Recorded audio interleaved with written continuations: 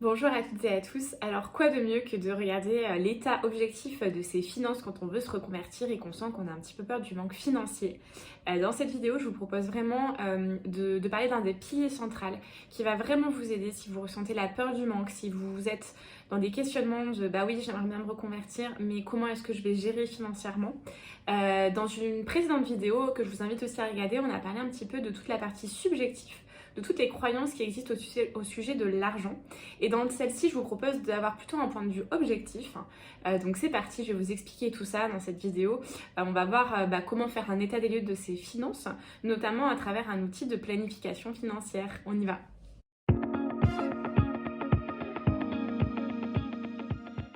Alors comme j'ai pu déjà vous le dire, j'aime bien travailler sur différents piliers et on va dire deux principaux sur la peur du manque financier. À mon sens, il y a deux choses qui peuvent vraiment vous aider et vraiment changer la donne et qui en plus de ça sont pas si compliquées à faire évoluer. La première, c'est effectivement de regarder toutes les croyances que vous avez au sujet de l'argent. Tout ce qui va être la partie subjective, c'est-à-dire le rapport que vous entretenez avec l'argent. Parce que par exemple, si vous gagnez 1500 euros et qu'à côté de vous, il y a une autre personne qui gagne 1500 euros, je suis convaincue que vous n'allez pas avoir la même définition, la même valeur de ces 1500 euros et que, en fait, finalement, vous, votre vision de l'argent va beaucoup dépendre de ce que vous aviez entendu quand vous étiez enfant, de comment vous êtes construit par rapport à l'argent, si vous avez déjà objectivement manqué un peu d'argent ou pas du tout, etc. Donc ça, c'est une autre vidéo que je vous invite à regarder si ça vous parle sur la chaîne. Et aujourd'hui, on va parler du deuxième pilier qui est à mon sens très important. C'est du coup d'avoir cette partie subjective et la partie objective. Donc c'est-à-dire de faire un vrai état des lieux de vos finances. Tout simplement parce que ça va vous rassurer. En fait, ce qui va être vraiment important à comprendre, c'est que souvent, quand on a peur du manque financier, c'est une croyance qui est plutôt subjective déjà et qui a tendance à être un petit peu irrationnelle.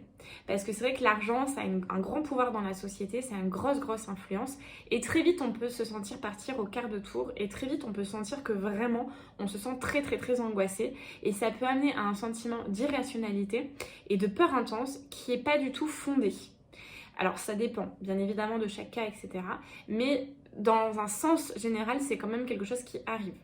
Et donc en fait, une bonne façon déjà de dédramatiser la situation, c'est tout simplement de regarder objectivement l'état de ses finances. Donc c'est-à-dire que là, dans cette vidéo, je vais vous proposer très clairement d'aller sur votre compte bancaire et de faire un petit aperçu.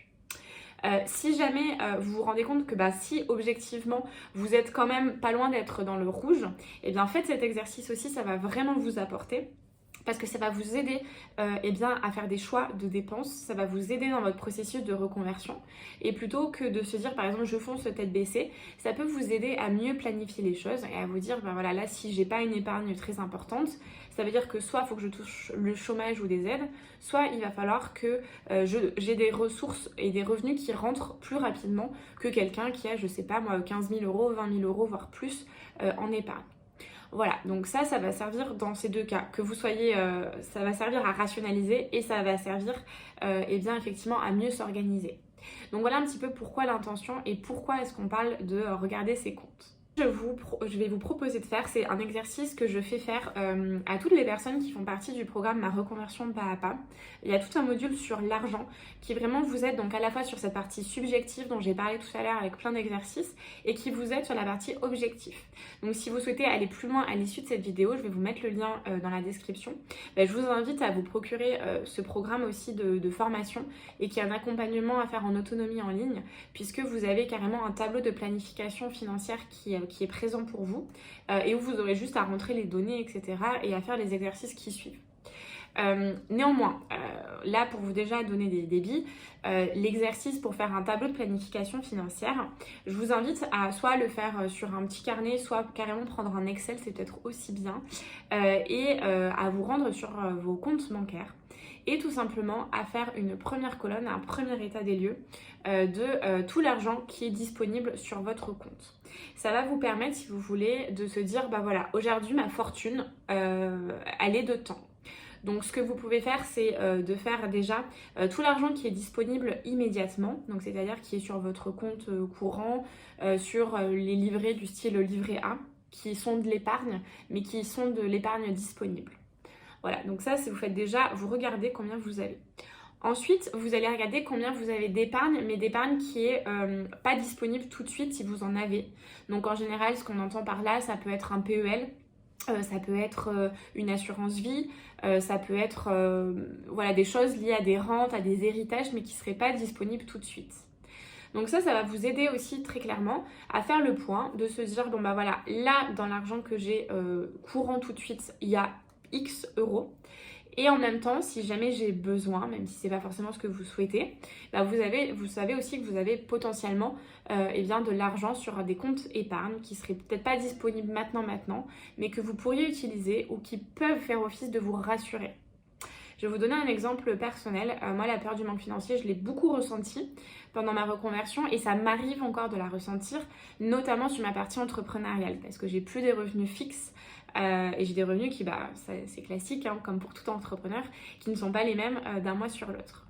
Et en fait, j'ai un PEL et le fait, c'est bête, hein, mais de savoir que j'ai X euros sur ce compte PEL, même s'il n'est pas disponible tout de suite et qu'en fait si je voulais le prendre je ne pourrais pas là maintenant, et bien en fait ça m'aide vraiment à me dire bon bah voilà, au pire des cas j'ai cet argent qui va être disponible d'ici quelques semaines et que je pourrais utiliser si vraiment il y a besoin.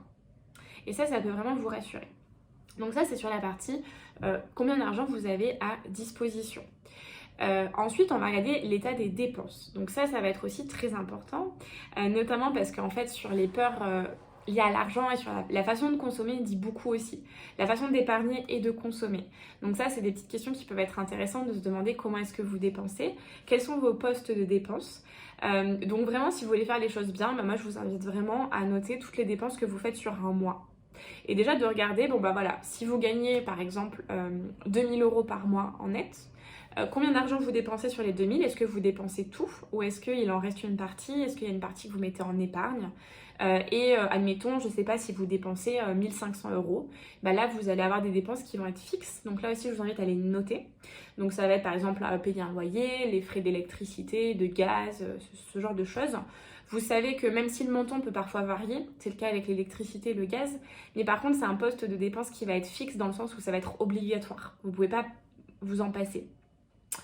Donc vous notez ça et puis vous notez après toutes les dépenses annexes que vous avez, notamment donc dans les loisirs, les restaurants, etc. Et ça va aussi vous aider à voir comment vous dépensez votre argent et si jamais vous avez besoin de faire des réajustements, donc c'est-à-dire d'être un peu plus vigilant, et en fait ça va être hyper intéressant par exemple de vous fixer un budget, de vous dire par exemple là par mois je dépense pas plus que 200 euros de restaurant / verre avec des amis. Parce que là, je sais que je suis dans une période où il faut que je fasse un petit peu attention. Et donc comme ça, vous pouvez vous mettre des postes de dépenses en fonction des choses qui peuvent être variables et que vous pouvez réajuster. Et là aussi, je vais vous donner un exemple personnel. Moi, je n'ai plus du tout la même consommation que j'avais avant, notamment quand j'étais salariée en Suisse, où j'avais quand même un très bon pouvoir d'achat. Et là, j'apprends à gérer un budget. Et là, j'apprends à me dire, par exemple, non, avant ça, j'aurais fait sans compter. Et maintenant, je fais un peu plus attention. Et en fait, d'une certaine façon, ça peut aussi vous responsabiliser, ça peut aussi vous faire prendre conscience de tout ce que vous dépensez, comment vous le dépensez et surtout, est-ce que c'est vraiment un besoin ou est-ce que c'est plutôt parce qu'il y a eu une crise émotionnelle, parce qu'il s'est passé ci ou ça et que vous avez cherché du coup à un petit peu dépenser votre argent de façon, vous savez, un peu... très sous le coup du stress, sous le coup de l'émotion, etc. Ça aussi, c'est des choses qu'on peut travailler en accompagnement, en fleur de bac, mais pas que. Mais en tout cas, voilà, c'est hyper intéressant de faire un petit tour là-dessus. Donc une fois comme ça, vous allez avoir vos postes de dépenses, combien vous dépensez, etc. Et l'idée, évidemment, dans un processus de reconversion, surtout si vous savez qu'il va falloir que vous soyez un petit peu vigilant, l'idée, effectivement, c'est de dépenser moins que ce que vous gagnez chaque mois ou d'accorder chaque mois les dépenses par rapport à ce que vous avez, par rapport à l'argent que vous allez gagner, bien évidemment.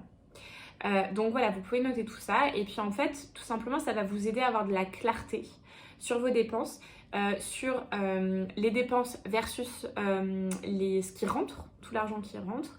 Donc j'en ai pas parlé, mais si vous avez aussi des revenus locatifs, si vous avez d'autres types de revenus qui rentrent, n'hésitez pas à les indiquer. Et enfin, ce qui va être très intéressant à voir, c'est par rapport à l'épargne. C'est de se dire aujourd'hui combien d'argent j'ai à disposition. Et donc, par effet de ricochet, si je sais que je vais me reconvertir et que pendant un temps, qui va être limité bien sûr, mais pendant un certain temps, je sais que je vais avoir des revenus qui vont diminuer. Et bien c'est de se dire du coup, est-ce que j'ai suffisamment d'épargne aujourd'hui pour me permettre de faire tous les choix que j'ai envie dans ma reconversion et au niveau professionnel, au niveau financier?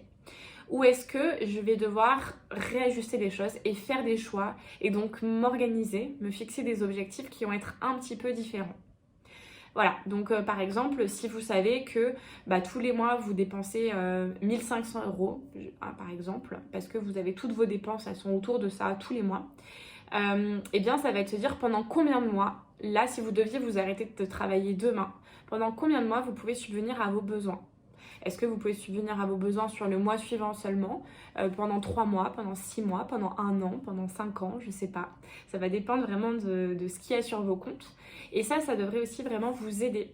Et ça va vous aider à regagner de la rationalité. Parce que si vous vous rendez compte que vous savez que vous êtes tranquille pendant 6 mois, que pendant 6 mois, vous pouvez développer votre nouvelle activité, vraiment vous concentrer sur votre reconversion, parce que vous savez que vous avez suffisamment d'économies en poche, eh bien ça devrait vous rassurer et ça devrait vous aider vraiment sur cette peur du manque. Voilà, si au contraire, après c'est des choix aussi, hein.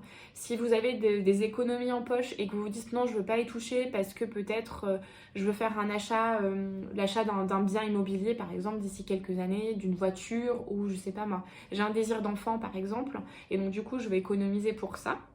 C'est aussi tout à fait à votre honneur. Et donc du coup, c'est de se dire, est-ce que je prends peut-être une petite partie de ces économies pour mon projet de reconversion, ou est-ce que peut-être, du coup, je vais avoir droit à des aides, ou je vais travailler à mi-temps, et puis pendant 6 mois, 1 an, je sais que je vais avoir des dépenses qui vont être un peu moins importantes. Voilà, vous pouvez vraiment remodeler, réorganiser les choses par rapport à ce qui vous convient vous et ce qui sera le mieux pour vous et pour votre gestion financière, pour le fait de se sentir en sécurité. Ça, c'est vraiment très important parce qu'effectivement, pour l'avoir aussi vécu, si vous êtes dans une quête financière avec beaucoup de sources de stress, beaucoup de la peur du manque, et bien c'est pas top pour votre projet de reconversion, pour vous sentir sereine ou serein. Etc. Donc c'est quand même, pour moi c'est quand même important de sécuriser ça, surtout que dans les valeurs, la valeur sécurité existe et si vous vous rendez compte que vous avez une valeur sécurité qui est très forte, je vous invite quand même à faire tous ces exercices de regarder objectivement l'état de vos finances. Voilà, donc je le répète, si vous souhaitez aller plus loin, avoir encore plus de conseils, d'avoir des exercices qui sont vraiment prêts à l'emploi, je vous invite vraiment à regarder le programme Ma reconversion pas à pas, puisqu'il y a tout un module qui est fait là-dessus. Là, c'est vrai qu'en quelques minutes, je ne peux pas non plus tout vous dire. Mais voilà, en tout cas pour les infos. J'espère que cette vidéo aura pu vous aider. N'hésitez pas à me faire tous vos retours. Et je vous dis à très vite pour un prochain sujet de reconversion.